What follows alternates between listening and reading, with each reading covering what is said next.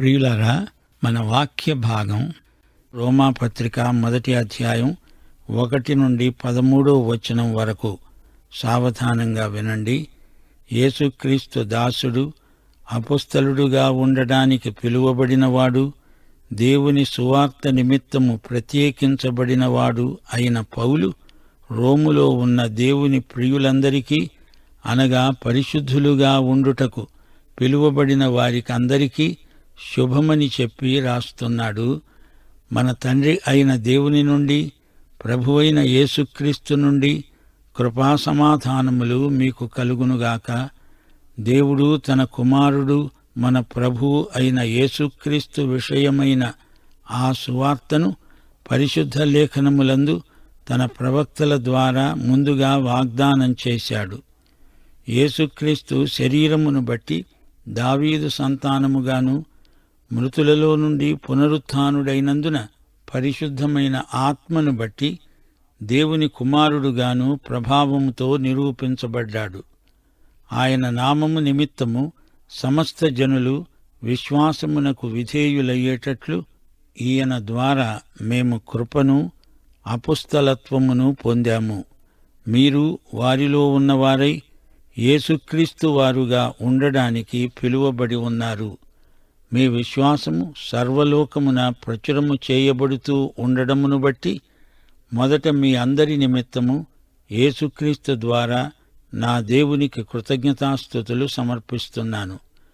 ఇప్పుడేలాగైనా ఆటంకము లేకుండా మీ వద్దకు రావటానికి దేవుని చిత్తము వలన నాకు వీలు కలుగుతుందేమో అని నా ప్రార్థనలందు ఎల్లప్పుడూ ఆయనను బ్రతిమాలుకుంటూ మిమ్మును గూర్చి ఎడతెగక జ్ఞాపకం చేసుకుంటున్నాను. ఇందుకు ఆయన కుమారుని సువార్త విషయమై నేను నా ఆత్మయందు సేవిస్తున్న దేవుడే నాకు సాక్షి. మీరు స్థిరపడాలని, అనగా మీకు నాకు కలిగి ఉన్న విశ్వాసము చేత, అనగా మనము ఒకరి విశ్వాసము చేత ఒకరము ఆదరణ పొందాలని, ఆత్మ సంబంధమైన కృపావరమేదైనా మీకివ్వడానికి మిమ్ములను చూడాలని మిగుల అపేక్షిస్తున్నాను. సహోదరులారా, నేను ఇతరులైన అన్యజనులలో ఫలము పొందినట్లు మీలో కూడా ఫలమేదైనా పొందాలని అనేక పర్యాయములు మీ వద్దకు రావాలని ఉద్దేశించాను. గాని ఇదివరకు ఆటంకపరచబడ్డాను.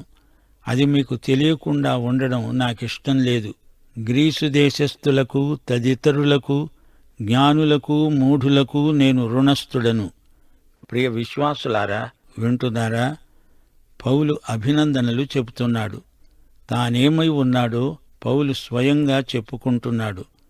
అపొస్తలత్వ సేవకు ప్రేరకమైన సందర్భాలను పౌలు పేర్కొంటున్నాడు. సువార్తకు నిర్వచనాన్ని పౌలు చెబుతున్నాడు. పాపములో పడి ఉన్న పాపి యొక్క అధోగతిని రచయిత తేటగా చూపుతున్నాడు. మానవుడు భ్రష్టుడు, పాపములో పడిపోయిన దౌర్భాగ్యుడు. మానవుడు నశించినవాడు, దారి తప్పినవాడు. మానవునికి స్వంత నీతి అంటూ లేదు. అతనికి దేవుని నీతి ఎంతైనా అవసరం. రోములోని సంఘం దేవుని నీతి నుండి దూరంగా తొలగిపోయింది. మనిషి అర్థం చేసుకోలేడు, దేవుణ్ణి అన్వేషించలేడు. పౌలు ఈ పత్రికా రచయిత. పౌలు అనే పేరుకు అర్థం చిన్నవాడు. అతడు తార్సువాడైన సౌలు. నేను దేవుని దాసుణ్ణి, సేవకుణ్ణి. డౌలోస్ అనే గ్రీకు మాటను గుర్తించండి. నేను దాసుణ్ణి. యేసుక్రీస్తుకు నేను బానిసను, స్వచ్ఛందమైన ప్రేమ బానిసను. యేసుక్రీస్తు మనల్ని ప్రేమించాడు, తనను తానే మన కోసం ఇచ్చివేసుకున్నాడు. ఆయన మనలను బలవంతాన దాసులనుగా చేయలేదు. నీవు స్వచ్ఛందంగా ఆయనకు ప్రేమ బానిసవై పోవాలి. లూకాసు వార్త 13వ అధ్యాయం 34వ వచనంలో ఆయన విలపిస్తూ అన్నాడు, యెరూషలేమా, యెరూషలేమా, ప్రవక్తలను చంపుతూ నీ వద్దకు పంపబడిన వారిని రాళ్లతో కొడుతూ ఉండేదానా? కోడి తన పిల్లలను తన రెక్కల క్రింద ఎలాగు చేర్చుకుంటుందో అలాగే ఎన్నో మారులు నేను నీ పిల్లలను చేర్చుకోవాలని ఉన్నాను, కాని నీవు వల్లకపోయావు. యోహాను సువార్త 5:40 ప్రభు అన్నాడు, మీకు జీవము కలుగునట్లు మీరు నా వద్దకు రానొల్లరు.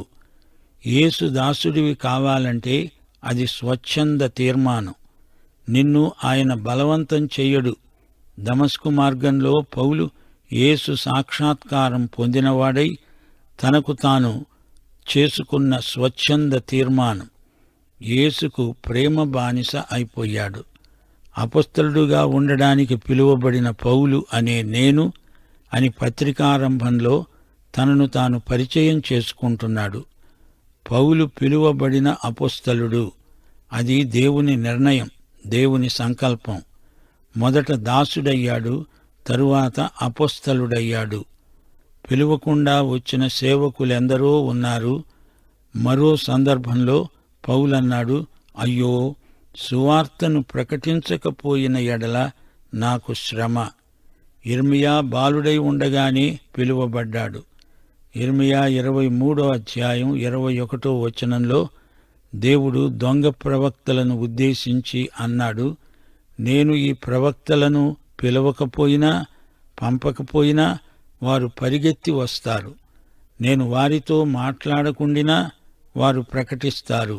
వారు దొంగ ప్రవక్తలు.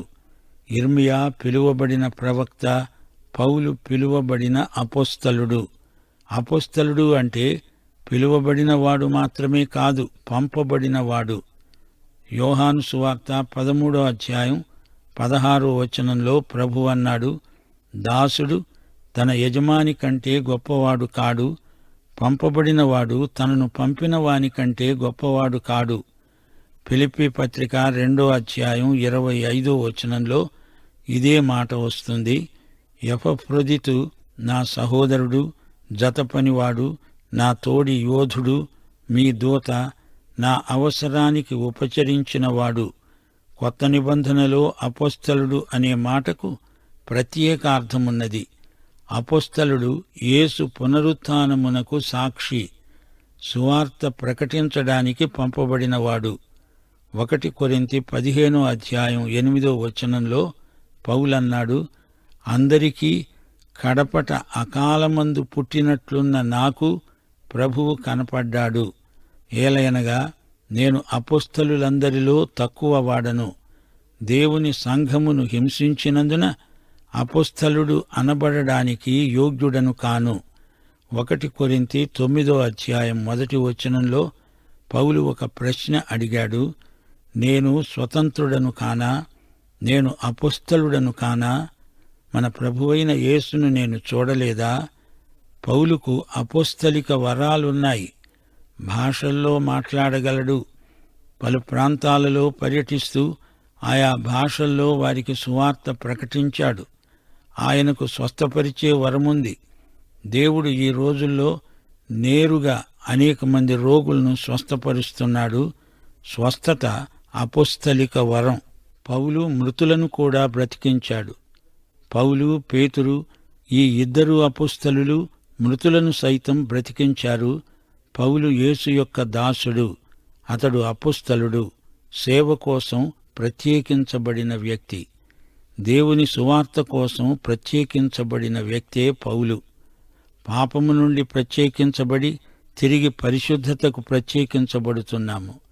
గనుక ప్రత్యేకతకు 2 అర్థాలున్నాయి. తెస్సలోనికయ్య సంఘంలో వారు విగ్రహములను విడిచిపెట్టి దేవుని వైపునకు తిరిగారు. ఒకటి వదిలారు, మరొకటి చేపట్టారు. లోకం నుండి ప్రత్యేకించబడి తిరిగి క్రీస్తుకు ప్రతిష్ఠించబడడం రెండందాల ఆశీర్వాదం.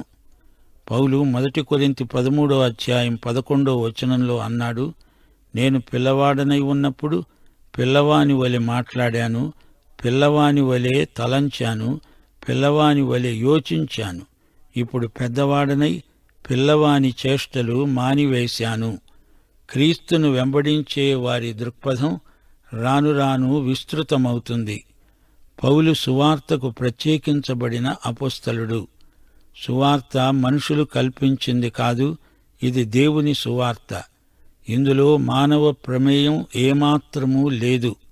సువార్తకు మూలం క్రీస్తే. సువార్త అనాది సిద్ధమైనది, అతి ప్రాచీనమైనది. దేవుడు మానవతను ఎంతో ప్రేమిస్తున్నాడు. మానవతను రక్షించే దేవుని ప్రణాళికే సువార్త. సువార్త ద్వారా మనం దేవునితో ప్రేమ సంబంధంలోకి ప్రవేశిస్తున్నాము. దేవుని కుమారుని మహాప్రణాళిక సువార్త, మానవత యొక్క సంపూర్ణ విమోచన. యేసు మనల్ని ప్రేమించి తనను తానే మన కోసమై ఇచ్చివేసుకున్నాడు. సువార్త అంటే యేసుక్రీస్తును గురించిన వార్త. సువార్త అనేది యేసు చేసింది. ప్రభువైన యేసు మన కోసం చేసిందంతా సువార్తే. యేసు దేవుని కుమారుడు, ఆయన మన ప్రభువు, యేసే ఆయన నామధేయం. యేసుకు మతం లేదు, యేసు ఏ మతము స్థాపించలేదు. యేసుకు మతమెందుకు? ఆయన మత ప్రమేయం లేని దేవుడు. యేసు నిజంగా దేవుడు. ఆయనను అందరూ ఆరాధిస్తారు. మానవుడై మానవుడుగా ఆరాధించాడు, కాని అసలు ఆయన సాక్షాత్తు దేవుడు. యోహాను సువార్త 11వ అధ్యాయం 41, 42 వచనాలలో ప్రభువు ఏమి ప్రార్థన చేశాడో ఒక్కసారి గమనించండి. యేసు కన్నులు పైకెత్తి ప్రార్థించాడు. తండ్రి, నీవు నా మనవి విన్నందున నీకు కృతజ్ఞతాస్తుతులు. నీవెల్లప్పుడూ నా మనవి వింటున్నావని నేనెరుగుదును. గాని నీవు నన్ను పంపావని చుట్టూ నిలిచి ఉన్న ఈ జనసమూహము నమ్మునట్లు వారి నిమిత్తమై ఈ మాట చెప్పాను. ఆయన మన విశ్వాసాన్ని బలపరచడానికి ప్రార్థించాడు గాని వస్తుతః ఆయన దేవుడు, దేవుని కుమారుడు. ఆయన దావీదు కుమారుడు. అది శారీరక సంబంధం. యేసు పునరుత్థానం ఆయన ఎవరో బయలుపరిచింది. ఆయన దేవుడు, మనుష్యుడు, మానవుడైన దేవుడు. ఆయన దేవుడు అయినా మానవుడు. ఆయన మానవుడు అయినా దేవుడు, దేవనరుడు. పరిశుద్ధాత్మను బట్టి ఆయన దేవుని కుమారుడుగా ప్రత్యక్షుడయ్యాడు. తండ్రి కుమారులను ప్రత్యక్షపరచినవాడు పరిశుద్ధాత్మే. పునరుత్థానమందు ఆయన కుమారత్వాన్ని తేటగా చూడగలం. పునరుత్థానం దేవత్వాన్ని, మనుష్యత్వాన్ని ఒకదాని సరసన ఒకటిగా క్రీస్తునందు మనకు చూపుతున్నది. యేసు దేవుని కుమారుడని పునరుత్థానం పునరుద్ఘాటిస్తున్నది. యేసు తన పునరుత్థాన శక్తితో మనకు వాక్యమందు సాక్షాత్కరిస్తాడు. ఆయన శరీరధారిగా ప్రత్యక్షమయ్యాడు. మానవ సహజ లక్షణాలన్నీ ఆయన ధరించినవే. ఆయన శిలువ మరణ పర్యంతము మానవత గలవాడు. ఆయన మానవత వాస్తవికం. ఆయన వేదనామయుడు, చనిపోయాడు. ఆ తరువాత మృతులలో నుండి లేచాడు. యోహాను సువార్త 8వ అధ్యాయం 23వ వచనంలో యేసు అన్నాడు, మీరు కిందివారు, నేను పైవాడను, పైన ఉండేవాణ్ణి. మీరు ఈ లోక సంబంధులు, నేను ఈ లోక సంబంధిని కాను. యేసు పునరుత్థానం ఆయన కన్యకకు పుట్టాడని రుజువుపరుస్తుంది. పరిశుద్ధాత్మను బట్టి దేవుని కుమారుడని పునరుత్థానమందు నిరూపించబడ్డాడు. ఈ రోజున యేసు మహిమలో ఉన్న మహామానవుడు. ఆయన సజీవుడైన క్రీస్తు. ఆయనతో నీకు నాకు లభించిన సజీవ స్పర్శను బట్టి దేవునికి స్తోత్రం. ఆయన ఈసారి తీర్పరిగా వస్తాడని, రాజులకు రాజు, ప్రభువులకు ప్రభువుగా ఆయన రాబోతున్నాడని పునరుత్థానం ధృవపరుస్తుంది. ఆయన పాపమనేది లేకుండా చేస్తాడు. ఆయన రాజ్యంలో నీతి నివసిస్తుంది. ఆయన మానవత అంతటికీ మహాతీర్పరి. అపొస్తలుల కార్యములు 17వ అధ్యాయం 29 నుండి 31వ వచనం వరకు దేవత్వము బంగారు, వెండి, రాతి విగ్రహాలను పోలినది కాదు. ఆ అజ్ఞాన కాలములను దేవుడు చూచి చూడనట్లు ఉన్నాడు. ఇప్పుడైతే అంతటా అందరూ మారుమనస్సు పొందాలని మనుష్యులకు ఆజ్ఞాపిస్తున్నాడు. ఎందుకనగా తాను నియమించిన మనుష్యుని చేత నీతిని అనుసరించి భూలోకానికి తీర్పు తీర్చబోయే ఒక దినాన్ని నిర్ణయించాడు. మృతులలో నుండి ఆయనను లేపినందున దీనిని నమ్మటానికి అందరికీ ఆధారము కలుగచేశాడు. యేసును అంగీకరించని వారిపై ఈ తీర్పు నిలిచి ఉంటుంది. కృపా అపొస్తలత్వము పౌలు ఆయన నుండే పొందాడు. మనం కూడా ఈ లోకంలోకి సువార్త ప్రకటనకై పంపబడము దేవుని కృపే. మన విశ్వాసం సర్వలోకమందు ప్రచురము చేయబడుతోంది. రోమాపత్రిక 16వ అధ్యాయం 19వ వచనం, మీ విధేయత అందరికీ ప్రచురమైనది. సమస్తమైన అన్యజనులు విశ్వాసమునకు విధేయులవ్వాలి. రక్షించే విశ్వాసము విధేయతలో ఎదుగుతుంది, సఫలమవుతుంది. రక్షించే విశ్వాసం యేసుక్రీస్తుకు పూర్తిగా లోబడుతుంది. మనము లోకానికి ఉప్పు లాంటి వారము. విశ్వసించి విధేయులమవుతాము. యేసుక్రీస్తుకు చెంది ఉండడానికి మనము పిలువబడ్డాము. యోహాను సువార్త 10వ అధ్యాయం 27వ వచనం, యేసు గొర్రెలు ఆయన స్వరము వింటాయి. ఆయన పిలిస్తే మనము వచ్చాము. మనము యేసుక్రీస్తు వారము. పరిశుద్ధులమై ఉండడానికి పిలువబడ్డాము. మనము క్రీస్తును పైకి ఎత్తుతాము. యేసు నీ రక్షకుడైనప్పుడు నీవు పరిశుద్ధుడవవుతున్నావు. క్రీస్తునందలి విశ్వాసమే మనల్ని నీతిమంతులుగా చేస్తుంది, పరిశుద్ధులనుగా తీర్చిదిద్దుతుంది. పౌలులాగే మనము యేసు దాసులం, ప్రేమ బానిసలం. అన్యులకు దేవుని కృప, యూదులకు దేవుని సమాధానం. అందరికీ కృపా సమాధానములు. మన విశ్వాస సాక్ష్యం సర్వలోకానికి ప్రచురమవుతుంది. ఇది దేవుని కుమారుని సువార్త. పౌలు వద్ద పెద్ద ప్రార్థన జాబితా ఉంది. ఎందరి కోసమో ఆయన ప్రార్థించాడు. రోముకు తాను రావాలని ఆశిస్తున్నాడు. ప్రార్థన చేయవలసిందిగా విశ్వాసులను కోరుతున్నాడు. దేవుని చిత్తమైతే రోముకు తప్పకుండా వస్తాను అంటున్నాడు. రోముకు వెళ్ళాలని, వారికి వాక్యం ప్రకటించాలని, వారిని స్థిరపరచాలని పౌలు ఆశిస్తున్నాడు. విశ్వాసులు మనం ఒకరి విశ్వాసము చేత ఒకరము ఆదరణ పొందుతాము అంటున్నాడు పౌలు. రోముకు తాను వెళ్ళాలి. ఆటంకాలను దేవుడే తొలగించాలి. ప్రార్థనలో దేవుణ్ణి బతిమాలుకుంటున్నాడు. విశ్వాసులందరినీ ఎడతెగక జ్ఞాపకం చేసుకుంటున్నాడు. ఇది దేవుని సువార్త, దేవుని కుమారుని సువార్త. నేను నా ప్రభువును ఆత్మయందు సేవిస్తున్నాను. తాను రోములోని విశ్వాసులకు కృపావరమేదైనా ఇవ్వాలని పౌలు ఆశిస్తున్నాడు. ఆత్మ సంబంధమైన కృపావరములు విశ్వాసులందరికీ తన సేవ ద్వారా ప్రాప్తించాలని పౌలు ఆకాంక్ష. రోముకు తాను చేయబోయే ప్రయాణానికి ఎన్నో ఆటంకాలు ఏర్పడుతున్నాయి. ఈ విశ్వాసులను పౌలు స్వయంగా ప్రభువు వద్దకు నడిపించాడు. రోమా సామ్రాజ్యంలో పలుచోట్ల పౌలు వారిని కలుసుకున్నాడు. వారిలో ఆత్మ ఫలాలు పండాలని పౌలు ఆశ.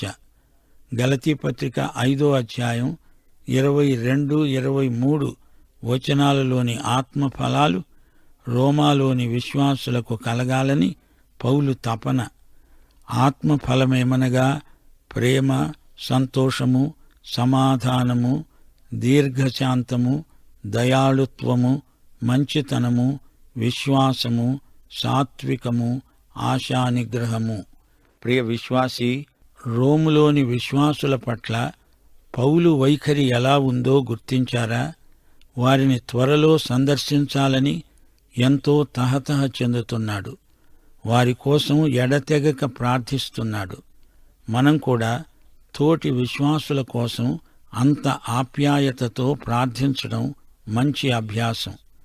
సువార్త విషయంలో వారందరికీ తానెంతో అచ్చి ఉన్నట్లు ఎంతో ఆరాటపడుతున్నాడు. ప్రియ విశ్వాసి, ఈ పాఠంలోని ముఖ్యాంశాలు మననం చేసుకుందాము. పౌలుకు యేసు ప్రభువు. యేసుకు పౌలు దాసుడు. ప్రభువు అంటే కూరియోస్, బానిస అంటే డౌలోస్. కూరియోస్, డౌలోస్ అనే 2 గ్రీకు పదాలు క్రైస్తవులకు ఎంతో ముఖ్యమైనవి. యేసుకు నీవు నేను డౌలోస్ అనగా ప్రేమ బానిసలం. మోషే దేవుని దాసుడు, యెహోషువ దేవుని దాసుడు. యోహాను సువార్త 15వ అధ్యాయం 16వ వచనంలో యేసు ప్రభువు ఏమన్నాడు? మీరు నన్ను ఏర్పరచుకొనలేదు, నేనే మిమ్ములను ఏర్పరచుకొని నియమించాను. గలతీ పత్రిక 1వ అధ్యాయం 15వ వచనంలో పౌలు తనను గురించి తానే ఇచ్చిన సాక్ష్యం, తల్లి గర్భమునందు పడినది మొదలుకొని నన్ను ప్రత్యేకపరచి తన కృపచేత నన్ను పిలిచిన దేవుడు. పౌలు యొక్క గెలుపు రహస్యం అతని పిలుపే. పౌలు ప్రకటించిన సువార్త అవతార సువార్త, పునరుత్థాన సువార్త. ఆయన మన మానవత్వాన్ని ధరించినవాడై తన దేవత్వాన్ని మనకిచ్చాడు. యేసు తాను రక్షించిన మానవతతో పూర్తిగా సంయుక్తమయ్యాడు. అయితే యేసు మరణంతో అయిపోలేదు. ఆయన పునరుత్థానుడు. ఆయన ఈ రోజున సజీవుడు. ఇది పునరుత్థాన విజయ సువార్త. విశ్వాసులారా, వింటున్నారా? విశ్వాసం విధేయతను కోరుతుంది. యేసుక్రీస్తు వారమై ఉండటానికి మనమందరము పిలువబడ్డాము. మన విశ్వాసాన్ని కాదు మనం నమ్మేది, మనము విశ్వాసముంచిన దేవుడు గొప్పవాడు. యేసుక్రీస్తునందలి విశ్వాసము ఆవగింజగా ఆరంభమై మహాపర్వతమంత పెద్దదిగా ఎదుగుతుంది. ఇది వర్ధమాన విశ్వాసం. మరి నీవెలాంటి విశ్వాసివి? పాఠం ఇంతటితో సమాప్తం. మన ప్రభువైన యేసుక్రీస్తు వారి కృప, తండ్రి అయిన దేవుని ప్రేమ, పరిశుద్ధాత్మ యొక్క అన్యోన్య సహవాసము మనకందరికీ నిత్యత్వము పర్యంతము తోడై ఉండునుగాక. ఆమేన్. ప్రియులారా, రోమాపత్రిక 1వ అధ్యాయం 14 నుండి 32వ వచనం వరకు మనం పాఠం చెప్పుకోబోతున్నాము. వినండి. గ్రీసు దేశస్థులకు, గ్రీసు దేశస్థులు కాని వారికి, జ్ఞానులకు, మూఢులకు నేను రుణస్థుణ్ణి కాగా, నా వలన అయినంత మట్టుకు రోములోని మీకు సువార్త ప్రకటించటానికి సిద్ధంగా ఉన్నాను. సువార్తను గూర్చి నేను సిగ్గుపడేవాణ్ణి కాను. నమ్మే ప్రతివానికి, మొదట యూదునికి, గ్రీసు దేశస్థునికి కూడా రక్షణ కలుగజేయడానికి అది దేవుని శక్తి అయి ఉన్నది. ఎందుకంటే నీతిమంతుడు విశ్వాసమూలముగా జీవిస్తాడు అని రాయబడిన ప్రకారము విశ్వాసమూలముగా అంతకంతకు విశ్వాసము కలుగునట్లు దేవుని నీతి దానియందు బయలుపరచబడుతున్నది. దుర్నీతి చేత సత్యమును అడ్డగించే మనుష్యుల యొక్క సమస్త భక్తిహీనత మీద, దుర్నీతి మీద దేవుని కోపము పరలోకము నుండి బయలుపరచబడుతున్నది. ఎందుకనగా దేవుణ్ణి గూర్చి తెలియశక్యమైనదేదో అది వారి మధ్య విశదమై ఉన్నది. దేవుడు దానిని వారికి విశదపరిచాడు. ఆయన అదృశ్య లక్షణాలు అనగా ఆయన నిత్యశక్తి, దేవత్వము, జగదుత్పత్తి మొదలుకొని సృష్టించబడిన వస్తువులను ఆలోచించడము వలన తేటపడుతున్నది. గనుక వారు నిరుత్తరులై ఉన్నారు. వారు దేవుణ్ణి ఎరిగి ఉండి కూడా ఆయనను దేవునిగా మహిమపరచలేదు, కృతజ్ఞతాస్తుతులు చెల్లించనూ లేదు గాని తమ వాదములందు వ్యర్థులయ్యారు. వారి అవివేక హృదయము అంధకారమయమైంది. తాము జ్ఞానులము అని చెప్పుకుంటూ బుద్ధిహీనులయ్యారు. వారు అక్షయమైన దేవుని మహిమను క్షయమైన మనుష్యుల యొక్క, పక్షుల యొక్క, చతుష్పాద జంతువుల యొక్క, పురుగుల యొక్క ప్రతిమా స్వరూపముగా మార్చారు. ఈ హేతువు చేత వారు తమ హృదయమందు దురాశలను అనుసరించి తమ శరీరములను పరస్పరము అవమానపరుచుకొనున్నట్లు దేవుడు వారిని అపవిత్రతకు అప్పగించాడు. అట్టివారు దేవుని సత్యమును అసత్యమునకు మార్చి సృష్టికర్తకు ప్రతిగా సృష్టమును పూజించి సేవించారు. యుగముల వరకు ఆయన స్తోత్రార్హుడై ఉన్నాడు. ఆమేన్. అందువలన దేవుడు తుచ్చమైన అభిలాషలకు వారిని అప్పగించాడు. వారి స్త్రీలు సైతము స్వాభావికమైన ధర్మమును విడిచి స్వాభావిక విరుద్ధమైన ధర్మమును అనుసరించారు. అలాగే పురుషులు కూడా తమ యొక్క స్వాభావికమైన ధర్మమును విడిచి పురుషులతో పురుషులు అవాచ్యమైనది చేస్తూ తమ తప్పిదమునకు తగిన ప్రతిఫలమును పొందుతూ ఒకరి ఎడల ఒకరు కామతప్తులయ్యారు. వారు తమ మనస్సులో దేవునికి చోటియ్యడానికి ఇష్టపడలేదు గనుక చేయరాని కార్యములు చేయడానికి దేవుడు భ్రష్ట మనస్సుకు వారిని అప్పగించాడు. అట్టివారు సమస్తమైన దుర్నీతి చేత, దుష్టత్వము చేత, లోభము చేత, ఈర్ష్య చేత నిండుకొని మత్సరము, నరహత్య, కలహము, కపటము, వైరము అనే వాటితో నిండినవారై కొండెగాండ్రు, అపవాదకులు, దేవద్వేషులు, హింసకులు, అహంకారులు, బింకములాడేవారు, చెడ్డవాటిని కల్పించేవారు, తల్లిదండ్రులకు అవిధేయులు, అవివేకులు, మాట తప్పేవారు, అనురాగరహితులు, నిర్దయులు అయిపోయారు. ఇట్టి కార్యములను అభ్యసించేవారు మరణమునకు తగిన వారు అనే దేవుని న్యాయవిధిని వారు బాగా ఎరిగి ఉండి కూడా వాటిని చేస్తూ ఉన్నారు. ఇది మాత్రమే కాక వాటిని అభ్యసించే వారితో సంతోషముగా సమ్మతిస్తున్నారు. జాగ్రత్తగా వినండి. పౌలు తానేమై ఉన్నాడో అది తెలియచేస్తున్నాడు. గ్రీసు దేశస్థులకు తదితరులకు నేను రుణస్థుణ్ణి అంటున్నాడు పౌలు. గ్రీకు సంస్కృతి ఇతరుల నుండి తనను తాను ప్రత్యేకించుకున్నది. గ్రీసు వారు సంస్కృతి సభ్యతలలో, నాగరికతలో, విద్యలో, జ్ఞానంలో లోకమంతటా పేరెన్నిక గన్నారు. మిగతా వారు తమ కంటే తక్కువే అని వారి అతిశయం. కాని అది తప్పు అంచనా. రోమా ప్రభుత్వం ఈ అంచనాను గుర్తించింది. నేను అందరికీ రుణస్థుణ్ణి అంటున్నాడు పౌలు. ఇది ఎలాంటి రుణం? వారికి బాకీ ఉన్నాడా? అది ఎలాంటి అప్పు? పౌలుకు యేసుక్రీస్తుకు మధ్య వ్యవహారమిది. పౌలు యేసు నుండి కృపాబాహుళ్యం పొందినవాడు. నశించిన ఈ లోకానికి ఈ విషయంలో తానెంతో అచ్చి ఉన్నాడు. క్రైస్తవ సోదరీ సోదరులారా, మీ బాకీలన్నీ మీరు తీర్చారా చెప్పండి.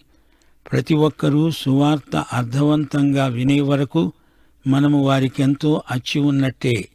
సువార్త ఎన్నడూ వినని వారెందరూ ఉన్నారంటే మనం వారికి రుణస్థులం. సువార్త ప్రకటిస్తేనే కాని ఈ బాకీ తీరదు. అందుకే పౌలు రోముకు వెళ్లాలని తహతహ చెందుతున్నాడు. దేవుని వాక్యాన్ని సర్వత్రా ప్రకటించి నా బాకీ తీర్చుకుంటాను. ఇదే పౌలు ప్రతిజ్ఞ. నేను రుణస్థుణ్ణి, అప్పు తీర్చడానికి నేను సిద్ధం. నేను ఈ విషయంలో సిగ్గుపడను. ఇది బీదల సువార్త అంటారా? అందులో నేను సిగ్గుపడేది ఏమీ లేదు. అది దేవుని శక్తి. నేను సిగ్గుపడను. దాన్ని ప్రకటించటంలో అతిశయిస్తాను. సువార్త అంటే ఏమిటనుకుంటున్నారు? ఇది దేవుని మహాశక్తి, దివ్యశక్తి, రక్షణ కలుగజేసే దేవుని శక్తి. ఇదొక డైనమైట్, అనగా జ్వాలాగర్భితమైన అతీత శక్తి. రక్షణ అనే మాట క్రైస్తవ పదజాలమంతటిలో విస్తృతమైన అర్థము గలది. రక్షణ అనే మాటలో కృపాశీర్వాదాలన్నీ ఇమిడి ఉన్నాయి. విమోచన, విడుదల, నీతి, మహిమ, స్వస్థత మొదలైనవన్నీ రక్షణకు సంబంధించినవే. రక్షణ దేవుని క్రియ, రక్షణ దేవుని ప్రక్రియ. నేను రక్షించబడ్డాను, రక్షించబడుతున్నాను. యూదుడికి, గ్రీసు దేశస్థుడికి అందరికీ ఇది ఒకటే సువార్త. జాతి, మత, కుల వివక్షత లేనే లేదు. ఇది వ్యక్తిగత సువార్త. ఎవరికి కావాలంటే వారు రావచ్చు. ఇది సార్వత్రిక సువార్త. అయితే విశ్వాసముంచిన వారికే ఇది వర్తిస్తుంది. వ్యక్తిగత విశ్వాసమే అర్హత, యోగ్యత. యూదుడికి మొదట అన్నప్పుడు అందులో యూదుల ఆధిక్యత ఉంది అనుకోకండి. దేవుని సువార్త పక్షపాతమెరుగనిది. యూదుడు, గ్రీసువాడు అందరూ సువార్తను వినాల్సిందే. అయితే పెంతెకొస్తునాడు అది చూడబోతే యూదుల సమాజానికి, సమూహానికి పరిమితం అనిపించింది. తన యాత్రల్లో పౌలు సువార్తను మొదట యూదులకే తీసుకువెళ్ళాడు. యూదుల సమాజ మందిరాల్లో బోధించాడు, నిజమే. కాని అపొస్తలుల కార్యములు 13వ అధ్యాయం 46వ వచనం అంటోంది, పౌలు బర్నబా ధైర్యంగా మాట్లాడారు. అన్నారు, దేవుని వాక్యము మొదట యూదులైన మీకు చెప్పడం ఆవశ్యకమే. అయినా మీరు దానిని త్రోసివేసి మిమ్ములను మీరే నిత్య జీవమునకు అపాత్రులుగా ఎంచుకుంటున్నారు. గనుక ఇదిగో మేము అన్యజనుల వద్దకు వెడుతున్నాము. మొదటి తరుణం యూదులకు ఇవ్వబడింది గాని వారు అవకాశాలన్నీ పోగొట్టుకున్నారు, కోల్పోయారు. సువార్త ఒక్కటే. దేవుని దృష్టిలో జాతులలో తరతమ భేదాలు లేనే లేవు. సువార్తకు ఫలితం రక్షణ. సువార్తకు ఎల్లలు లేవు. అది భూదిగంత సువార్త. షరతు క్రీస్తునందలి విశ్వాసం. 17వ వచనం, నీతిమంతుడు విశ్వాసము వలన జీవిస్తాడు. నీతి దేవుని వద్ద నుండి బయలుపడింది. నీతి కేవలం దేవునిదే. ఇది మనుష్యుల నీతి కాదు. మానవ నీతి దేవుని దృష్టిలో మురికి బట్టలు. యెషయా గ్రంథం 64వ అధ్యాయం 6వ వచనం ఇదే మాట అంటోంది. దేవుడు పాపిని క్రీస్తునందు క్రీస్తు ద్వారా చూస్తున్నాడు. క్రీస్తు పాపి కోసం చేసిందాన్ని బట్టి దేవుడు పాపిని చేర్చుకుంటున్నాడు. ఈ నీతి విశ్వాసము వల్లనే మనకు కలుగుతుంది. అది దేవుడిచ్చింది, నీవు అంగీకరించింది. ఫిలిప్పీ పత్రిక 3వ అధ్యాయం 9వ వచనం, క్రీస్తును సంపాదించుకొని ధర్మశాస్త్ర మూలమైన నా నీతిని కాక క్రీస్తునందలి విశ్వాసము వలననైన నీతి, అనగా విశ్వాసమును బట్టి దేవుడు అనుగ్రహించే నీతి గలవాడను. ఇది కేవలం దేవుని నీతి మాత్రమే. నీతి అనే మాట కొత్త నిబంధనలో 92 సార్లు వస్తుంది. 36 సార్లు రోమా పత్రికలో కానవస్తుంది. దేవుని నీతి అనే మాట రోమా పత్రికలో 8 సార్లు వస్తుంది. పాపము అనే దానికి వ్యతిరేక పదం నీతి. నీతి అనే మాటకు నిర్వచనం దేవునితో సరైన సంబంధం, దేవుడు నిర్దేశించిన స్థితి. విశ్వాసము నుండి అధిక విశ్వాసానికి మనం ఎదగాలి. విశ్వాసము ద్వారా రక్షణ, విశ్వాసము ద్వారా జీవిస్తాము, విశ్వాసము ద్వారానే చనిపోతాము, విశ్వాసము ద్వారా పరలోకానికి వెడతాము. విశ్వాసము నుండి విశ్వాసానికి జీవితకాలమంతా ఎదుగుతూనే ఉంటాము. హబక్కూకు 2వ అధ్యాయం 4వ వచనంలో రాయబడినట్లు, నీతిమంతుడు విశ్వాస మూలముగా బ్రతుకుతాడు. ఈ వచనం రోమా, గలతీ, హెబ్రీ పత్రికలు 3 ఉదహరించబడడం విశేషం. క్రీస్తు శిలువ మరణాన్ని బట్టి మనకు పాపక్షమాపణ లభించింది. అంతేకాదు, అతడు క్రీస్తునందు సంపూర్ణుడై దేవుని ఎదట నిలవగలడు. దేవుడు తన కృపచేత నిన్ను రక్షించాడు. ఇందులో నీ అర్హత, యోగ్యత ఏమీ లేదు. మన విశ్వాసం ఆధారంగా దేవుడు మనల్ని రక్షించాడు. పాపానికి రావలసిన శిక్ష మాటేమిటి? దేవుని న్యాయం నెరవేరక తప్పదు. దేవుడు నిన్ను ప్రేమించాడు కాబట్టి ఆ శిక్ష యేసు తానే భరించాడు, న్యాయాన్ని నెరవేర్చాడు. క్రీస్తునందు పాపమునకు శిక్ష విధించబడింది. క్రీస్తు చనిపోయి నీకు నాకు పరలోకానికి మార్గం తెరిచాడు. ఈ విధంగా మనము రక్షించబడ్డాము. రోమాపత్రిక 3వ అధ్యాయం 25వ వచనం ఇదే మాట అంటోంది. యేసు మన రక్షణకు వెల చెల్లించాడు. యేసు రక్తమందు మన పాపపు డాగులు కడిగివేయబడ్డాయి. 18వ వచనం నుండి పౌలు మానవుని పాపాలు ఎలాంటివో, అవి ఎంత హేయమైనవో, నీచమైనవో వివరిస్తున్నాడు. మానవుడు పాపి అనేది సార్వత్రికమైన వాస్తవం. మానవుడు పాపి అని రుజువు చేయనక్కర్లేదు. మానవుడు పాపే. పరలోకము నుండి దేవుని నీతి బయలుపరచబడింది. దేవునికి పాపమంటే ఎంత కోపమో ఉగ్రతో ఇక్కడ వివరించబడింది.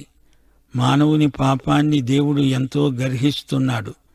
దేవుని సాధారణ ప్రత్యక్షతను చూడండి. మానవుని దుర్నీతి, అవినీతి బరితెగిపోయాయి. దేవుని ఉగ్రత బయలుపరచబడింది. రక్షణ అంటే ఏమిటో తెలుసుకోవాలంటే ముందు పాపం అంటే ఏమిటో తెలుసుకోవాలి. మానవుని పాపం ఎంత ఎక్కువో అంత పరిమాణం రక్షణలో ఉంది. దేవుని ఉగ్రత పాపం పట్ల దేవుని వైఖరిని వెల్లడి చేస్తుంది, అంతే. దేవుని ఉగ్రత పవిత్రమైనది. పాపాన్ని దేవుడు ఎల్లప్పుడూ ద్వేషిస్తాడు. పాపాన్ని దేవుడు అసహ్యించుకుంటాడు. దేవుని వైఖరి నాడు నేడు ఒకటే, అదేమీ మారలేదు. దేవుడు క్రీస్తునందు పాపిని క్షమించి నూతన సృష్టిగా చేసుకుంటున్నాడు. పాపి దేవుని నీతినైనా పొందాలి, లేదా దేవుని ఉగ్రతనైనా పొందాలి. మధ్య మార్గం లేదు. నీతి, ఉగ్రత ఈ రెండూ పరలోకము నుండే బయలుపరచబడడం విశేషం. పాపం ఎంత చెడ్డదో తెలుసుకోవాలంటే ఈ రోజున రోగాల జాబితాను చూడండి. పాపం మీద శాపం నిలిచి ఉంది. దేవుని తీర్పు నిలిచి ఉంది. దుర్నీతి, భక్తిహీనత ఇది దేవునికి పూర్తిగా వ్యతిరేకమైంది. ఈ రోజున మనుషులు మరీ నిర్దేవులైపోతున్నారు. దుర్నీతి మానవుల పట్ల భక్తిహీనత, దేవుని పట్ల మనిషి కనపరిచే వైఖరి. దేవుని ప్రభుత్వాన్ని మనిషి వ్యతిరేకిస్తున్నాడు.